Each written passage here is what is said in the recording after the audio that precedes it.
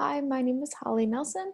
I'm a junior dietetics student at Viterbo University, and I'm going to be talking about how to support yourself during this COVID-19 pandemic. So, what is COVID-19? This is also known as the coronavirus or COVID. It is a viral infection that is easily spread. It can be spread by coughing, sneezing, being close to infected people, and by touching surfaces that the virus is on. The virus can be present with or without symptoms, and some of the most common symptoms are fever, shortness of breath, and coughing. So, what happens if you are sick? Most importantly, that you have to stay home. Contact your doctor over the phone or over the computer and isolate yourself away from friends and family. This can be very tough, but it is really important to reduce the chance of spreading the virus to your friends and your family. Track your symptoms like temperature, so then you can report those to your doctor and keep them updated. And then if you do have to seek out medical care, just make sure to avoid public areas to reduce the chance of spreading it to other people.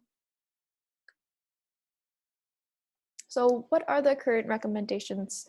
The current recommendations by the CDC are practicing social distancing. Social distancing is a new term, and it is talking about standing at least 6 feet away from each other.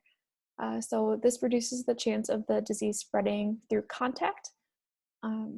So that helps reduce the chance of it spreading. And then the other one is staying at home as much as possible.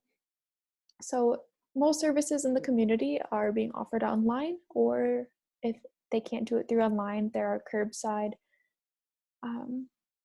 Places are doing curbside to decrease face-to-face interactions to try once again to slow down the spread. Another recommendation by the CDC is to wear cloth-based masks while in public.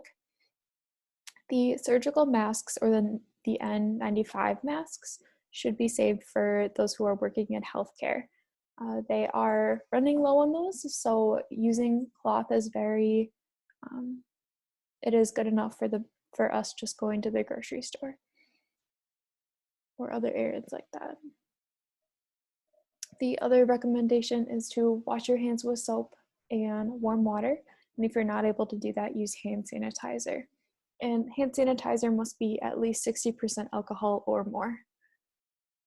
The last thing is sanitize frequently used surfaces. This will reduce the chance of having it or touching the virus on surfaces. So talking about hand washing, this is one of the most important ways and effective ways to protecting yourself from the virus. And there is a correct way of doing it. So we're just gonna walk through that a little bit. So first of all, wet your hands and then apply soap and lather your hands with the soap for around 20 seconds. Some people sing happy birthday or any other song that lasts 20 seconds. And then once you're done scrubbing for 20 seconds, rinse them under clean water for around 10 seconds, and then dry them using a clean towel.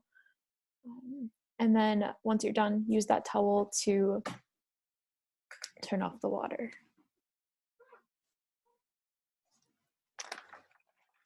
So how do you support your immune system through a time like this? First, eating lots of fruits and vegetables is a really beneficial way. Fruits and vegetables are full of vitamins and minerals that will help your immune system perform at its best. Also, drinking a lot of water and staying hydrated is another really easy way. Staying active is another important thing to do even during times like this. So you are not able to go to the gym, but there are lots of online workout videos, and it is also okay to take a walk around the block. It just needs to be close to home, and remember to practice your social distancing. The last part is reducing your stress. This is an extremely stressful time for everybody, so it's more important than ever to make time for those activities that reduce stress. So this could be meditation, maybe a movie night with your family, as long as it's an activity that you enjoy and it makes you feel a little less stressed. So food is another really great way to supporting yourself through a time like this. And I'm just going to go through some tips to make sure you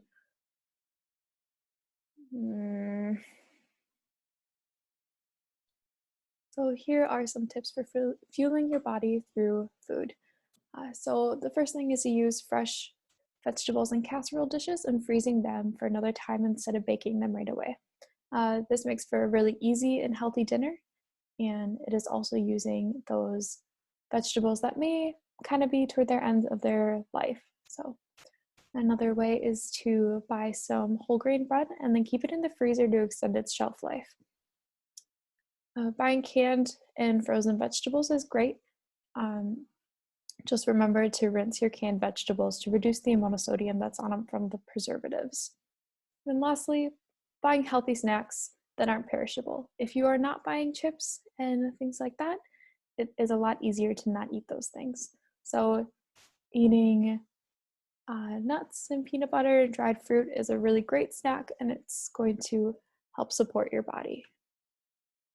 And then, once again, my name is Holly Nelson. Here's my contact information if you have any questions about any of this.